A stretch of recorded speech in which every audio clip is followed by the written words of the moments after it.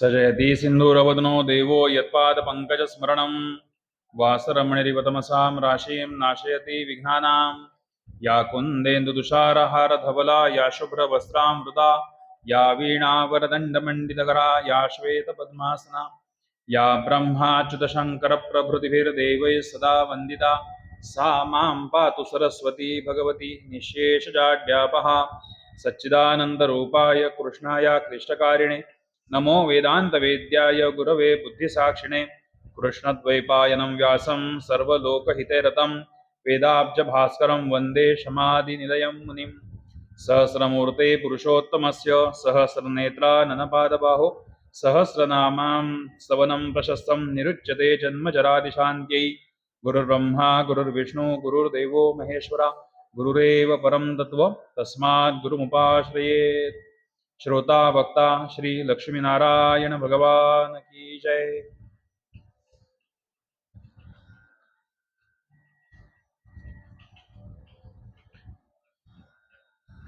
आजच्या पुढच्या विषयाला सुरुवात करण्यापूर्वी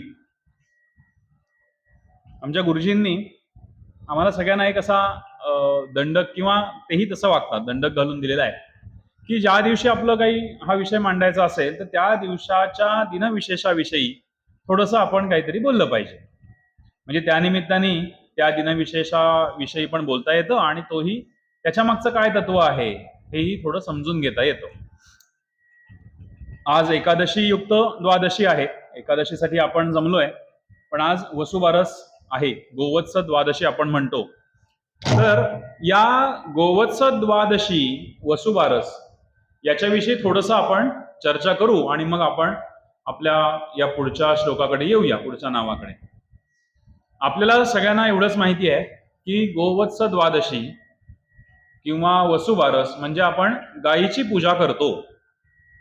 काही ढोबळ मानानी गोष्टी फक्त आपल्या सगळ्यांना समाजात, सगळ्यांना हिंदू समाजाला एवढ्याच माहिती असतात की गाय ही आपल्याला पूज्य आहे. त्या गायीची आज आपण पूजा करतो. वासरासह असलेल्या गायीची आपण पूजा करतो. सवत्स धेनू म्हणजे वासरासह असलेली गाय. आणि गायीच्या पोटात 33 कोटी देव असतात.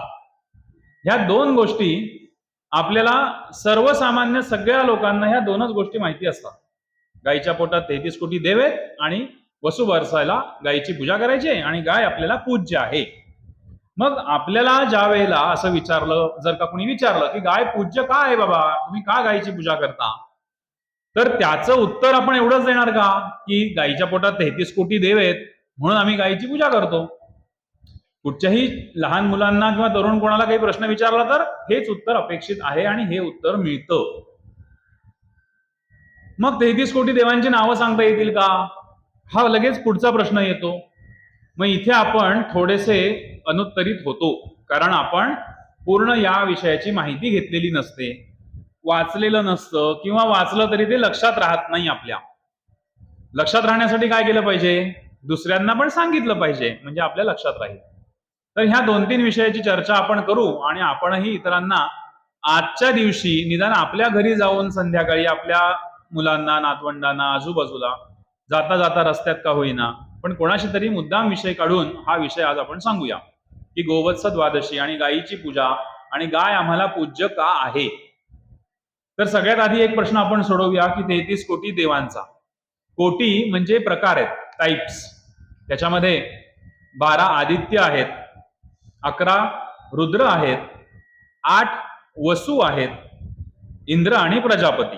ही सगळी जर का एकूण मिळवली आपण तर 33 झाले. आता वसु, अष्टवसु 8 आहेत. ते वसु म्हणजे कोण, तर 8 प्रकारचे वसु आहेत की जे वसवितात. जसं आपण म्हणतो की नाही, नगर वसवलं, तसं वसविणारे. आदित्य म्हणजे सूर्य, ते काही वेगळं सांगायला नको. आणि एकादश रुद्र, तो पण विषय काही सांगायची आवश्यकता नाही. हे प्रत्येकाच्या क्वालिटीज वेगळ्या वेगळ्या आहेत आणि ह्यांची नावं सुद्धा वेगळी वेगळी येतात. पण निदान आपल्याला एवढं तरी माहिती हवं की नक्की 33 प्रकारचे देव म्हणजे कोणते, तर ते या प्रकारे आहेत. आणखीन एक गोष्ट जर का सांगायची म्हटली तर गाय आपल्याला पूज्य का आहे. आता 33 कोटी देवांचा विषय झाला. गाय काय करते म्हणून आपण तिची पूजा करतो. एखाद्याची पूजा आपण कधी करू, ज्या वेळेला त्याच्याकडे ती काहीतरी महानता असेल, त्यांनी काहीतरी चांगलं काम केलेलं असेल तर आपण त्याची पूजा करू. गाय असं काय चांगलं काम करते? वेदांमध्ये गावो विश्वस्य मातरः असं म्हटलेलं आहे. गावो विश्वस्य मातरः, गाय ही विश्वाची आई आहे. आता गाय विश्वाची आई आहे म्हणजे आई आपल्याला जशी सांभाळते तशी गाय आपल्याला सांभाळते. आपण आपल्याकडे वाक्प्रचार काय करतो किंवा बोली भाषेमध्ये आपण म्हणतो की मी गायी सांभाळतो, गाय मी पाळतो. खरं जर का आता याच्या पुढची माहिती जर तुम्ही पाहिलीत तर तुम्हाला असं पटेल की आपण नाही गायीला सांभाळतो, गाय आपल्याला सांभाळते. इतके गुण गायीकडे आहेत. थोडंसं वैज्ञानिक पण सांगितलं पाहिजे. नुसतंच गायीच्या पोटात 33 कोटी देव आहेत म्हणून पूज्य आहे असं नाही. गाय असं काहीतरी महान कार्य करते आपल्या सगळ्यांसाठी, त्यामुळे ती आपल्याला पूजनीय आहे. एक चांगलं वाक्य आपण कायम लक्षात ठेवायचं किंवा इतरांना आवर्जून सांगायचं. काय सांगायचं? गाय गाय काय करते? गाय पंचमहाभूतांचं योग्य प्रकारे विनियोग करून, पंचमहाभूत आपल्याला माहिती आहे, या पंचमहाभूतांचा योग्य प्रकारे विनियोग करून ती पंचमहाभूत आपल्याला मूल्यवर्धन करून परत देते. आपल्याला म्हणजे जगाला, विश्वाला. पंचमहाभूतांचा योग्य विनियोग करून त्याचं मूल्यवर्धन, व्हॅल्यू एडिशन आहे तसं नाही, त्याच्यामध्ये थोडी भराव आणखीन घालून मूल्यवर्धन करून आपल्याला ती परत देते.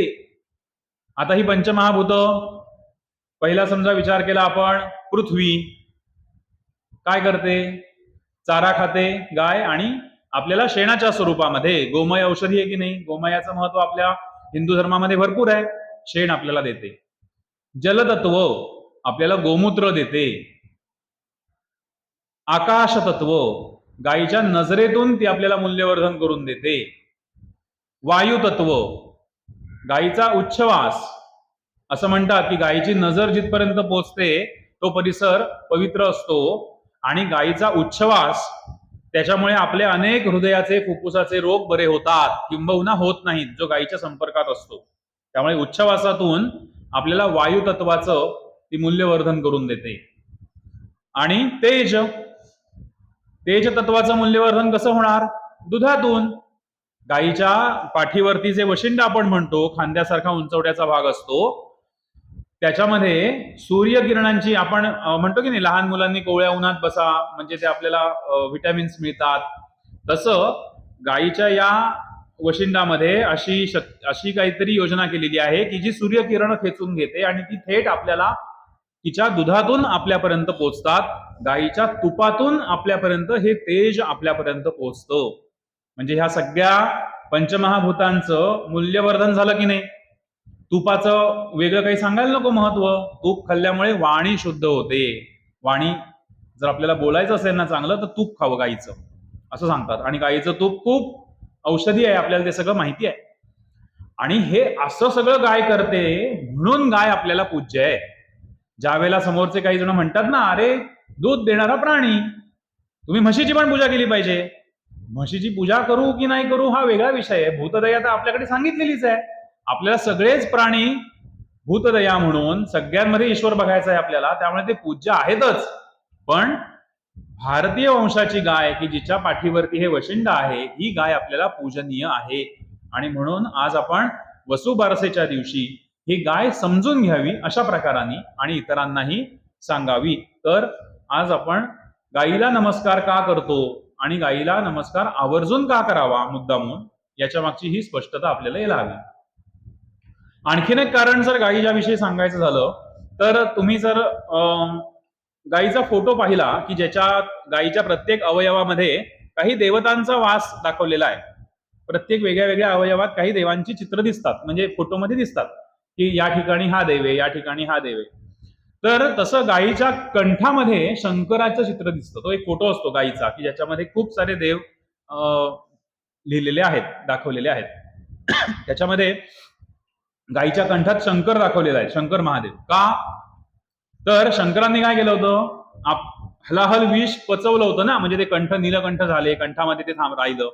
तसं गायीचा हा पण एक गुण आहे की जो आपल्याला आपण दुर्लक्षित करतो काही वेळा किंवा त्याचा विचार करत नाही, की गायीने काहीही जरी खाल्लं ना तरी तिचं कुठलंही प्रकार जर घातक असेल, विषारी असेल, तर तो आपल्या दुधापर्यंत पोहोचू देत नाही. अजूनपर्यंत कधीही गायीच्या दुधातून कोणाला काही अडचण आली आहे आरोग्याची असं झालेलं नाही. गायीचं दूध हे पूर्णान्न म्हणतो आपण, ते शुद्धच असतं, ते पवित्रच असतं. त्यामुळे गायीच्या कंठात, म्हणजे ही योजना पण बघा कशी केलेली आहे, की गायीच्या कंठात शंकरांचा चित्र दाखवलेलं आहे त्या फोटोमध्ये, की जेणेकरून गायीने कुठलीही वनौषधी म्हणजे काय जंगलात फिरतात, चरतात, त्याच्यातनं काही जरी पोटात गेलं तरी सुद्धा तिला त्रास होत नाही किंवा ते आपल्यापर्यंत त्रास पोचवत नाही. ती तिचं ती काय म्हणते ना, सहन करते आणि आपल्याला मात्र चांगलं आरोग्यदायी असं दूध आपल्याला देते. असा गायीचा विषय आपण सगळ्यांपर्यंत पोचवायला हवा. आणि गोसेवा हा एक महत्वाचा विषय आहे. आजचा विषय आपला जरी विष्णू सहस्त्रनाम असला तरी कृष्ण आणि गाय आणि हा सगळा एका माळेतलाच विषय आहे. त्यामुळे थोडं जास्त स्पष्टीकरण याच्यावरती करूया की आपण गोसेवा करतो का. गायीचं गोप्रदानाचं महत्व आपल्याकडे आहे की नाही. आपल्या धर्मामध्ये गोप्रदान, गाय दान दिली पाहिजे. मग गाय अख्खी दान देणं, ती घेणं, सांभाळणं हे आत्ताच्या काळामध्ये थोडं जिकरीचं वाटतं. करणारे आहेत नक्कीच, ते आपल्याला वंदनीय असतील, जे हा सगळा त्रास सहन करतात. त्रास म्हणजे जे काही संसाराच्या गाड्यातनं एवढं सगळं करावं लागतं, कष्ट ते करतात. पण गोसेवा करायची म्हणजे काय करायचं. आपल्याला अनेकांना असं वाटतं की एखाद्या गोशाळेला आर्थिक स्वरूपामध्ये दान दिलं की गोसेवा आपल्याकडनं झाली. हरकत नाही, तो पण एक पर्याय त्यातला असू शकतो की गोशाळेला काही ना काहीतरी आपण आर्थिक मदत करावी. पण दुसरा एक प्रकार मी आणखीन तुम्हाला आज या निमित्ताने असा सुचवणार आहे की गायीपासून बनलेली प्रॉडक्ट जर का आपण वापरली तर गाय सांभाळणाऱ्याला त्याची मदत होईल की नाही. मग ती गोशाळेला पण मदत होईल किंवा एखादा शेतकरी असेल ज्याच्याकडे गाय आहे, त्या गायीचं दूध आपण वापरलं किंवा त्या गायीपासून बनलेलं तूप वापरलं, त्या गायीपासून बनलेलं, आता आपण लादी पुसायला फ्लोअर क्लिनिंग फिनेल वापरतो की नाही, ते गोनाईल बनतं, गोमूत्र अर्काचं धूप बनतात. बरीच प्रॉडक्ट या गायीपासून बनली जातात. दुधापासून, तुपापासून, दह्यापासून, औषधं ताकापासून बनतात. ही सगळी जर का आपण थोडी थोडी वापरली रोजच्या जीवनात, म्हणजे त्याचं दंतमंजन आहे, केसांचं तेल आहे, साबण आहे, तर ती सुद्धा एक गोसेवाच आजच्या काळाला अनुसरून मी सांगतोय. कारण आपला हा सगळा प्रपंच का चाललाय की हे जगावं कसं, विष्णू सहस्त्रनाम आजच्या काळात कसं जगता येईल हे सांगताना गोसेवा सुद्धा रोज कशी जगता येईल हे आपण पाहावं. आणि अशा प्रकारे जर आपण काही करू शकलो, त्याचा प्रचार प्रसार करू शकलो, तर एखाद भाकड गाई सोडून देतात की नाही रस्त्यावर, दूध देत नाही म्हणून गाय सोडून देतात, कोणी सांभाळत नाही तिला. आम्ही हा प्रयत्न असा करतोय, मी वैयक्तिक प्रयत्न असा करतोय की ही भाकड गाय तुम्ही सोडून देऊ नका ना. त्याचं गोमूत्र आहे, तिचं शेण आहे, हे तर नक्की मिळणार आहे दूध नाही मिळालं तरी. मग त्या शेणापासून काय प्रॉडक्ट बनतील, त्या गोमूत्रापासून काय प्रॉडक्ट बनतील, ते आपण शेतकऱ्यांकडनं विकत घेतो शेण गोमूत्र, आणि त्याच्यापासून पुढे हे व्हॅल्यू ऍडेड काही प्रॉडक्ट्स बनवून आपण ती वापरली तर तो शेतकरी ती गाय सोडून देणार नाही, तो सांभाळेल. त्याला अर्थार्जन कसं होईल हा विषय आपण लक्षात घ्यायला हवा. वसुबारसेच्या निमित्ताने एवढा विषय जरी आपण केला, आपण स्वतःच्या जीवनात थोडा थोडा उतरवला, 100% केला तर फार छान, पण निदान प्रयत्न करावा. तर आजच्या दिवशी गायीला नमस्कार करणं, गोसेवा आपल्या हातून घडणं हे साध्य होईल. आणि हा अंमलात आणण्याचा, इम्प्लिमेंट करण्याचा सोपा उपाय आहे. आपण फ्लॅटमध्ये गाय आणू शकत नाही, सोसायटीमध्ये सांभाळू शकत नाही, तर निदान गायीचे साबण वापरावे, गायीपासून बनलेले, तिच्या प्रॉडक्ट पासूनचे. असो, आपण विष्णू सहस्त्रनामामध्ये सुरुवातीपासूनचा आढावा घ्यायला आता होणार नाही, खूप पुढपर्यंत आलोय आपण. पण ते 6 प्रश्न आणि तोच एक देव कोण याविषयी चर्चा करताना भीष्मांनी, पितामह भीष्म यांनी जी नावं सांगितली त्यातलं आपण मागच्या वेळेला साक्षी या नावापर्यंत आलो होतो. साक्षी भाव आपल्यामध्ये यायला हवा अशी आपण चर्चा केलेली होती. भूतकृत भूतभृत भावो भूतात्मा भूतभावनः भूतात्मा परमात्माच मुक्तानां परमागती. त्याच्यानंतर अव्यय पुरुष साक्षी इथपर्यंत येऊन थांबलो होतो. याच्या पुढे आपल्याला क्षेत्रज्ञो क्षर एवच, ह्या एवच ह्याला, हे जरी विष्णूचं नाव नसेल तरी सुद्धा याविषयी आचार्यांनी थोडं भाष्य याच्यामध्ये त्या शब्दावर, अक्षरावर सुद्धा केलेलं आहे, एवच याच्यावरती. आपण साक्षी भाव असं म्हणताना मागच्या वेळेला थोडीशी त्याच्यावरती उजळणी करूया की साक्षी भाव म्हणजे काय अपेक्षित आहे आपल्याला. साक्षी याचा अर्थ आपण असा पाहिला होता की सगळ्या ज्ञानाने तो आपल्याकडे पाहतोय, त्याला सगळं कळतंय. दुसरं कोणी जरी आपल्याकडे पाहत नसेल तरी सुद्धा तो माझ्याकडे पाहतो, माझा देव माझ्याकडे पाहतोय, हा भाव आपल्याकडे असायला हवा. आणि हा साक्षी भाव आपल्यामध्ये पण यायला हवा. म्हणजे आपणही त्याच्याकडे तशा प्रकाराने बघायला हवं. कशा प्रकाराने? जसं तो साक्षी भावानी बघतोय. साक्षी भाव म्हणजे काय? साक्षी याचा अर्थ काय सांगितला की सगळं काही, सगळ्या विषयांचं ज्ञान, सगळं काही जाणून त्यांनी बघायचंय, तो बघतोय. तसं आपण सगळं काही जाणून बघायचंय, म्हणजे ज्ञानपूर्णता ही आपल्याकडे असली पाहिजे. आणि हा साक्षी भाव आपल्याकडे कधी येईल असं आपण म्हटलं होतं की आपल्याकडे ह्या सगळ्या विषयी, साक्षी भावाविषयी बघताना आपण सलोकता, समीपता याविषयी सुद्धा चर्चा केली की तो माझ्याकडे बघतोय, तो आणि मी एकच आहोत, इथपर्यंत आपल्याला जायचंय. आणि हा साक्षी भाव माझ्याकडे यावा. आपण एक द्वासुपर्णा सयुजा सखाया याच्याविषयी सुद्धा थोडीशी चर्चा केली. आणि आपण काही टप्पे पाहिले होते. अंगीकार, भगवंताचा अंगीकार करण्याचे 3 टप्पे आपण पाहिले. एक म्हणजे मनात भावना ठेवायचे की त्याच्यामुळे मी आहे, माझं अस्तित्व त्याच्यामुळे आहे. दुसरी भावना अशी आहे की दुसरा टप्पा की त्याचा मी आहे. आणि तिसरा टप्पा तोच मी आहे. म्हणजे आपल्याला एकरूपतेकडे जायचंय.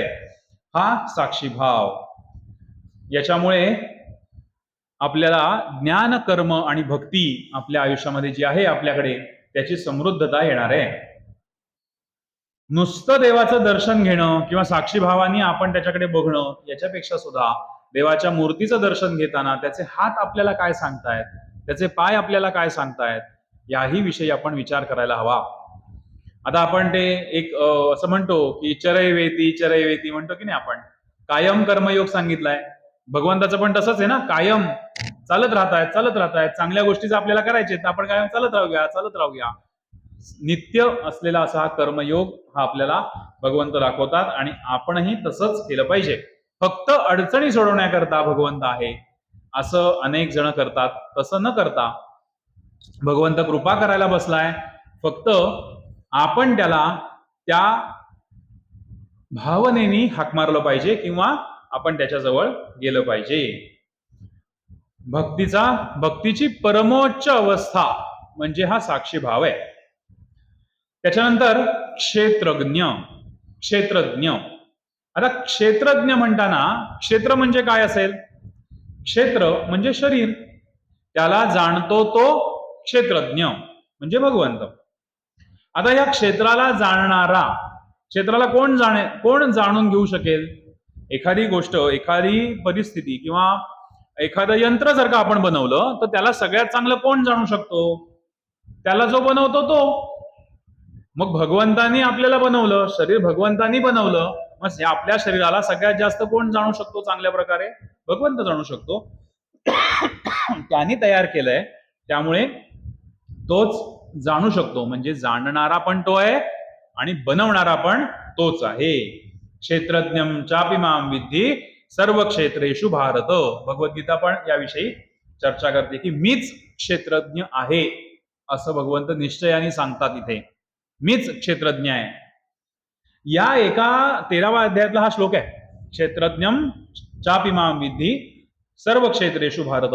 ह्या एका श्लोकावर आचार्यांनी जे भगवद्गीतेचं शंकर भाष्य लिहिलंय, ह्या एका श्लोकावर जवळपास 15 पानांपर्यंत हे भाष्य लिहिलेलं आहे. एका श्लोकावर. या क्षेत्रज्ञयोर ज्ञानम तज्ज्ञानम मतम मम, याच्यावरती 14-15 पानांचं शंकर भाष्य आहे. आचार्यांनी खूप विस्तृत त्याच्यावर लिहिलंय.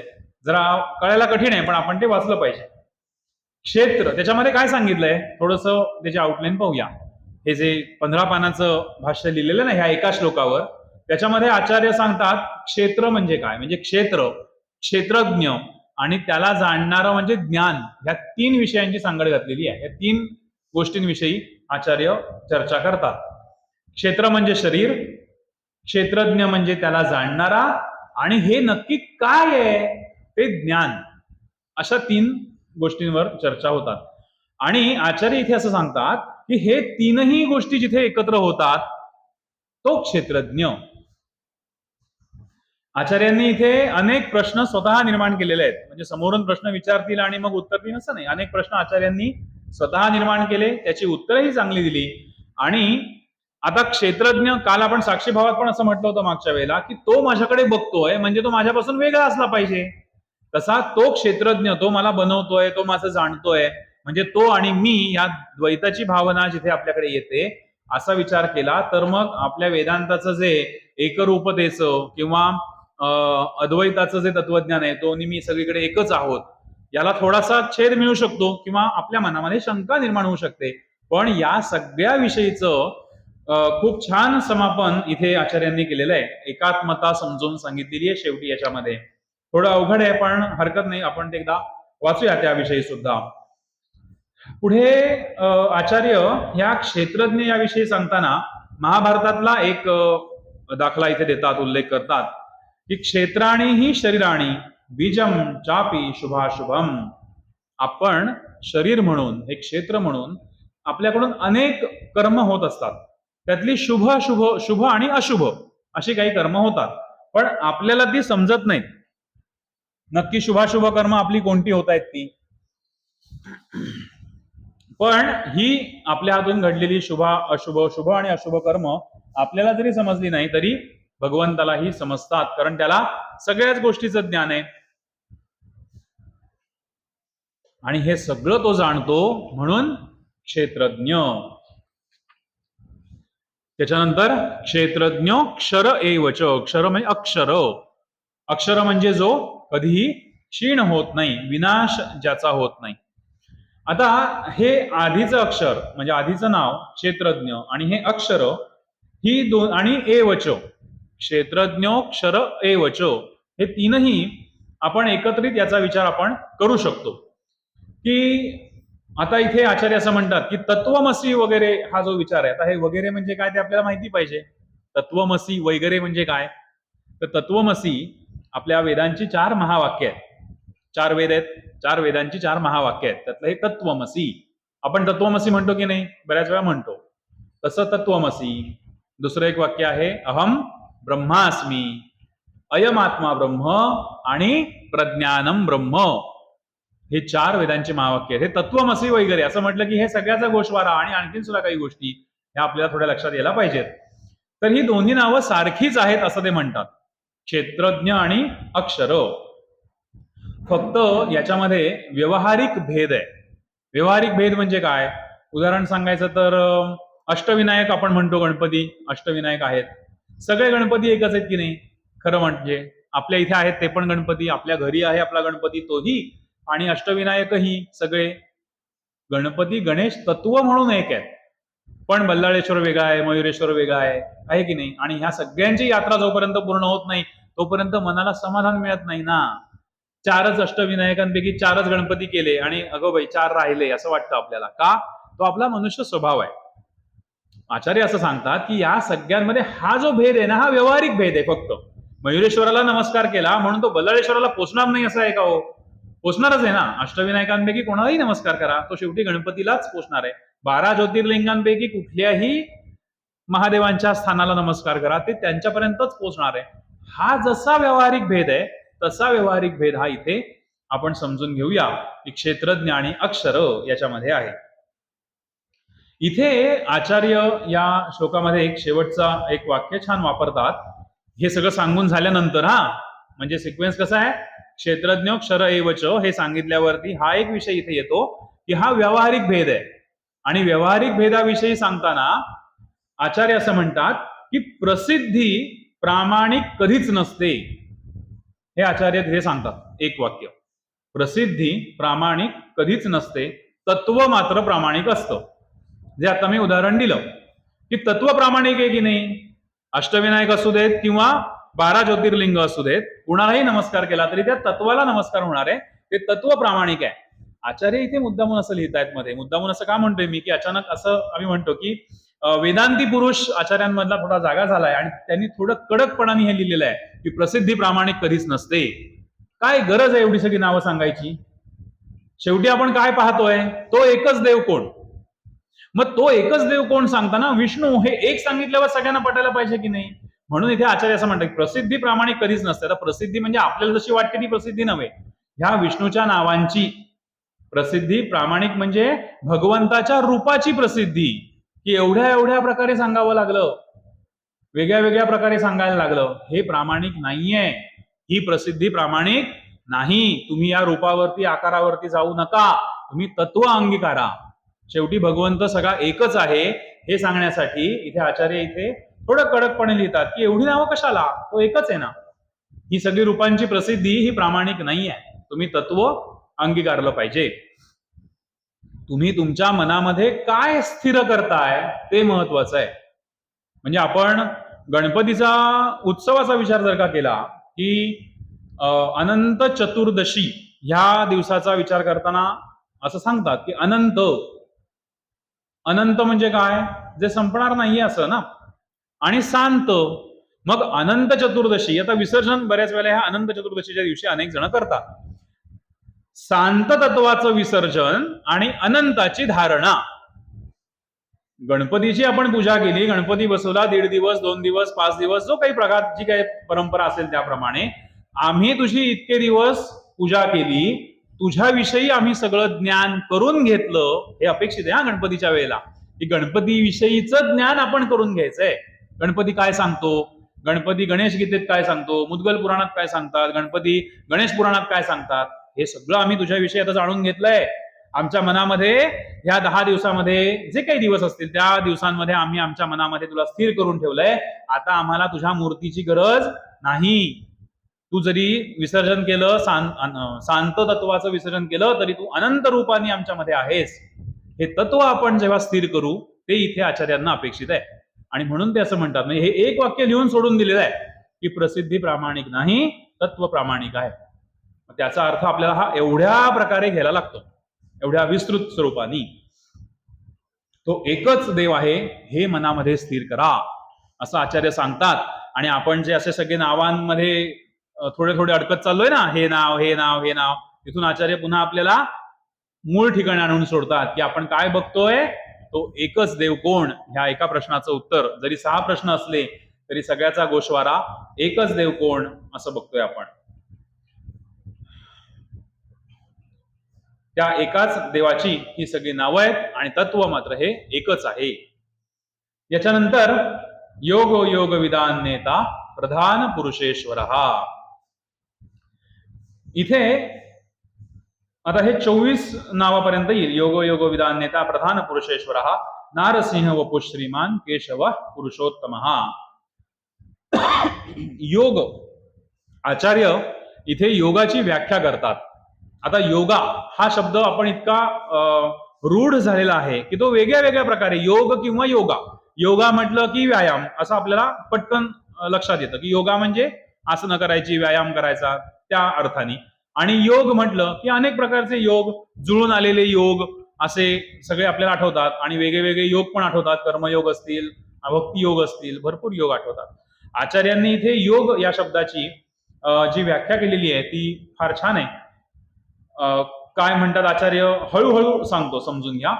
मनासहित सर्व इंद्रियांना थांबवून, मनासहित सर्व इंद्रियांना थांबवून क्षेत्रज्ञ आणि परमात्मा एकच आहे हे जाणणं म्हणजे योग असं आचार्य सांगतात. काय सांगतात? मन आणि आपली सगळी इंद्रिय ही थांबवायची आणि काय समजून घ्यायचं की क्षेत्रज्ञ, आता क्षेत्रज्ञाविषयी आपण आता चर्चा केली, आणि परमात्मा हे दोघही एकच आहेत हे मानून घेणं, मानणं, समजून घेणं म्हणजे योग असं सांगतात. आता योग याचा अर्थ सोपा काय माहितीये का? जोडलं जाणं, जोडून घेणं म्हणजे योग. एकमेकांशी जोडून घेणं योग म्हणजे ज्याच्याशी जोडलं जायचंय तो देव म्हणजे योग. कोणाशी जोडलं जायचंय? हे सगळा प्रपंच कशासाठी चाललाय आपला? देवाशी जोडलं जायचंय आपल्याला. त्याच्यामधलं आणि माझ्यामधलं अंतर शून्य करणं म्हणजे आध्यात्मिक यश. हे जोडलं जायचंय ना आपल्याला, म्हणून हे सगळं चाललंय. आता असा याला म्हणतात योग. याच्यानंतरचा जे नाव आहे ते खूप छान आहे आणि त्याच्याविषयी थोडं विस्तृत आपल्याला पाहायचं आहे की योग विधान नेता. योग विधान नेता. आता योग म्हणजे काय आपल्याला कळलं. आता हे योगविद आणि त्यांचा नेता, योग विधान नेता हा एक शब्द आहे. योगविद कोण असणार आहेत? योगाला जाणणारे जे आहेत ते योगविद, आणि या लोकांचा योगक्षेम जो चालवतो तो नेता, योगविदांचा नेता, तो त्यांचा नेता योगक्षेम चालवतो. कोणाचा योगक्षेम चालवतायत भगवंत? योगविदांचा. योगविद कोण आहे? की जे योग जाणतात. योग म्हणजे काय? योगासाठी साधना करणारे त्या लोकांचा नेता, जे योग जोडून घेण्यासाठी जे काही काम करतायत, कर्म करतायत, त्यांना, त्या लोकांचा नेता. आता इथे 9व्या अध्यायातलं परत आचार्य आपल्याला सांगतात, तेषाम नित्याभियुक्तानाम योगक्षेमं वहाम्यहम. ह्या सगळ्या या लोकांचा योगक्षेम वाहण्याची जबाबदारी भगवंत घेतात. पण कधी आणि कोणाची? योगविधांची बरोबर आहे, पण योगविधांची जरी असेल तरी सुद्धा जे अनन्य आहेत, जे अनन्य भावानी भगवंतापर्यंत किंवा भगवंताची भक्ती करतात, त्यांचा योगक्षेम मी चालवेन असं भगवंत वचन देतात. कृष्ण चतुर आहे, सगळ्यांचाच योगक्षेम मी वाहीन असं म्हणत नाहीत.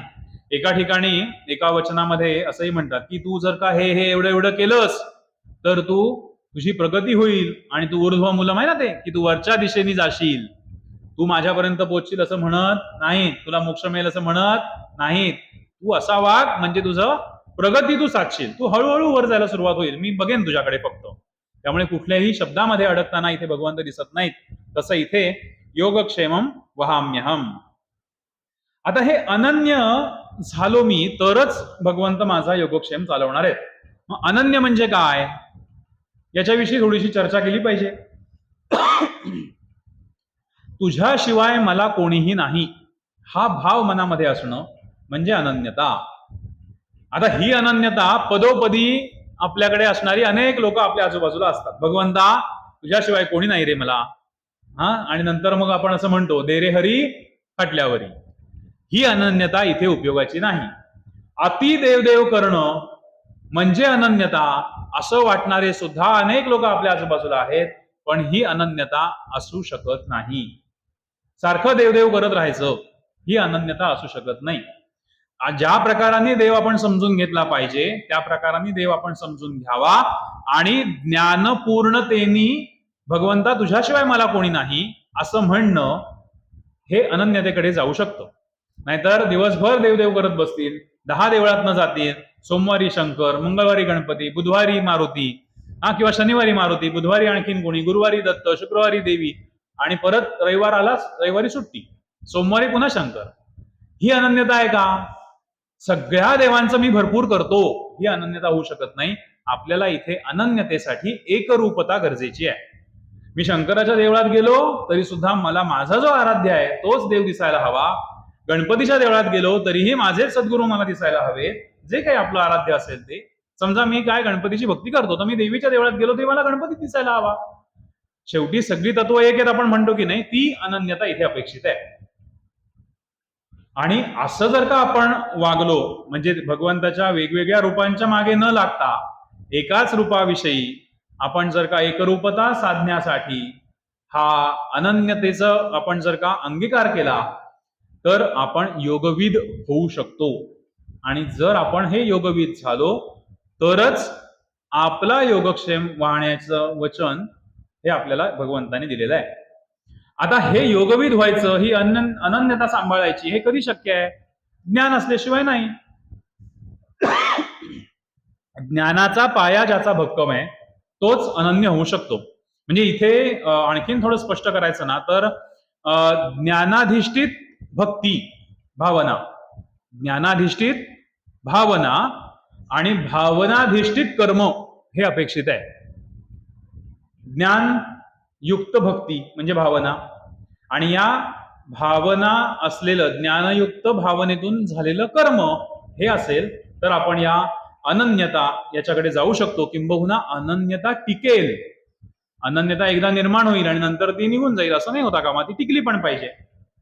म्हणून ज्ञानी भक्तच हा अनन्य होऊ शकतो आणि अशा अनन्यतेतून आपण योगविद अवस्था जर प्राप्त करू शकलो तरच आपला योगक्षेम भगवंत वाहील आणि त्यावेळेला आपण असं म्हणू की देवा तूच आहेस रे माझा, दुसरं कोणी नाही. नाहीतर आपण काही करायचं नाही आणि देवा तूच माझा आहेस, तूच माझा सांभाळ कर, देवानी आज मला वाईट दिवस दाखवले, देवानी आज माझं चांगलं केलं असं कधी कोण म्हणत नाही शक्यतो, पण आज मला जो वाईट दिवस दिसत आहेत देवा तूच बघ रे बाबा माझ्याकडे. पण आपण थोडीशी ज्ञानपूर्ण भक्ती जर इथे आणली आणि अनन्यता आणली तर आपला योगक्षेम कृष्ण भगवान नक्की चालवतील. आता योग कळला, योगविधान कळलं. योगविद म्हणजे काय? आता नेता, ह्या सगळ्यांचा नेता. नेता येईल तितकं नेणारा नेता असं सध्या दिसतं आपल्याला. जो कोणी नेता असेल तो नेता येईल तितकं नेतो, असा नेता न करता या सगळ्यांचा योगक्षेम चालवेल की जो आपल्याला त्या सायुज्यतेपर्यंत, मागच्या भागात आपण केलं की नाही सगळं, सायुज्यतेपर्यंत नेईल, तो नेता इथे आपल्याला अपेक्षित आहे. त्यामुळे आपण काही वेळा काही लोकांना काही वेळेला नेता म्हणतो, तर ते नेता, योगविधान नेता हे विष्णूसाठी पण आहे आणि आपण मग ते शब्द काही असे आहेत ना की जे आपण थोडे जपून वापरले पाहिजे. असो, या सगळ्यामध्ये ना अनन्यता हे जेव्हा सांगितलं जातं तेव्हा अनेक वेळेला थोडी एक शंका मनामध्ये येते, म्हणजे माझ्याही आली होती, म्हणून सगळ्यांच्या येते असं आपण म्हणूया की मग आकाराचा म्हणजे मूर्तीचा जो काही समोर आकार दिसतोय त्याचा तिरस्कार आहे का अनन्यतेमध्ये? अजिबात नाही. किंवा मूर्ती नको, मूर्तीचा त्याग सांगितलाय का? नाही. आपल्याला त्या मूर्तीमध्ये सगळी रूपं पाहायचेत अशा दृष्टीने आपण तो विषय घ्यायचा आहे. सगुण महत्वाचा आहेच, द्वैतभाव महत्वाचा आहेच, कारण त्याच्याशिवाय आपण पुढे जाऊ शकत नाही. गणपती आणला, त्याची स्थापना केल्यानंतर, त्याची भक्ती भावना, त्याच्याविषयी ज्ञान मिळवल्यानंतर, त्याचं विसर्जन झाल्यानंतर सुद्धा ते आपल्या मनामध्ये असणं, आपण त्याचा अंगीकार केला हे तिथे अपेक्षित आहे. त्यामुळे द्वैताचा किंवा सगुणाचा इथे त्याग किंवा त्याज्य असं काही सांगितलेलं नाही अनन्यतेमध्ये. एक त्यातला गैरसमज आपला इथे दूर व्हायला हवा किंवा निर्माण व्हायला नको शंका काही. त्यांनी माझा योगक्षेम चालवायचा आहे तर मला अनन्य होणं गरजेचं आहे. याच्यानंतर प्रधान पुरुषेश्वर इथे सोपा अर्थ सांगितलाय की स्वामित्व सांगितलेलं आहे. कशावरचं? सगळ्या जगावरचं, जगतावरचं, सगळ्या गोष्टींवरचं स्वामित्व हे सांगितलेलं आहे. इथे आचार्य फक्त 4 गोष्टी सांगतात: प्रकृती, माया, पुरुष आणि जीव, या 4 गोष्टींवरचं स्वामित्व. आता हे 4 सोडले तर दुसरं काही उरलंय का? काहीच नाही उरलेलं. सगळं आहे ते या 4 गोष्टींमध्ये सामावलेलं आहे.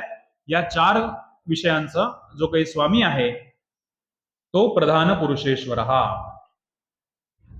याच्यानंतर एक नाव आपण पाहू आणि आज आपण थांबूया.